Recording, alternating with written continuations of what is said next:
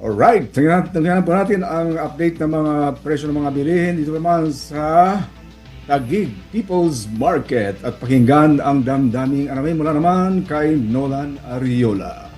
Maraming salamat mga kapanalig, Nanay Jing at Monsignor Pepe. Narito ang presyo ng mga pangunahing bilhin sa Taguig People's Market. Sa presyo ng local rice, 56 pesos ang pinakamura bigas sa pamilyang ito.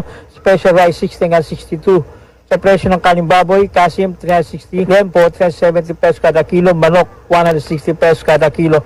Sa presyo ng mga isda, torsilyo 200, lapu-lapu 360, maya-maya 360, bisugo 240, galunggong 12 pesos, tulingan 200 pesos, matambaka 240, hiwas 200, pampano 360, tambakol 300, yellowfin 400, bangos 260, tilapia 120, alumahan 400, sarmoliete 440, dalagang bukid 480, espada 440, tumaas ng 20 hanggang 40 pesos ang presyo ng ilan sa mga gulay.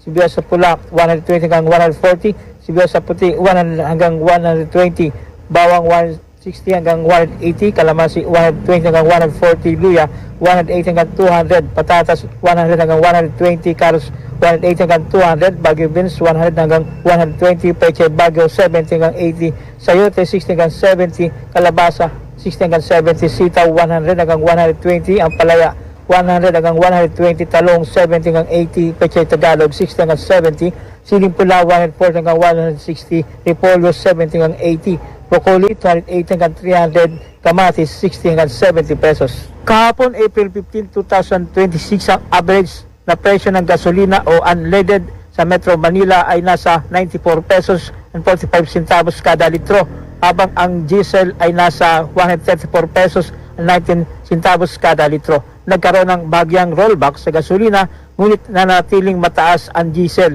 Maaring magbago ang presyo depende sa istasyon. Samantala, nagpatupad ng malaking taas presyo sa LPG ngayong Abril 2026, kung saan ang presyo ng kada tangke ay umabot na sa 1,499 pesos.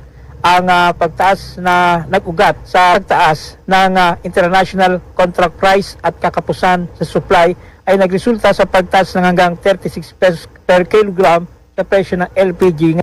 Ano ang panawagan o kailangan mo sa pamahalaan kaugnay sa epekto ng pananatiling mataas sa presyo ng petrolyo?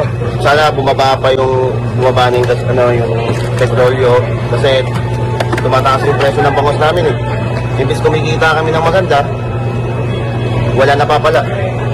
Konti lang lumalabas dahil tumaas din yung presyo ng isda. Kaya sana, nananawagan ako, sana bumaba. Yan ang damdamin anonim ni Freddy. Ang Our Lady of the Holy Rosary Parish ang pinakamalapit na simbahan sa Taguig People's Market. Talagang paalala ng simbahang Katolika na ang pagsubok na naranasan ay hindi parusa, kundi ito ay paghahanda sa mas malaking biyaya na mula sa Panginoon Diyos. Para sa Veritas 846, ang radyo ng simbahan, ako inyong kapanalig, Nolan Ariola, sumainyo ang katotohanan. Veritas Pilipinas.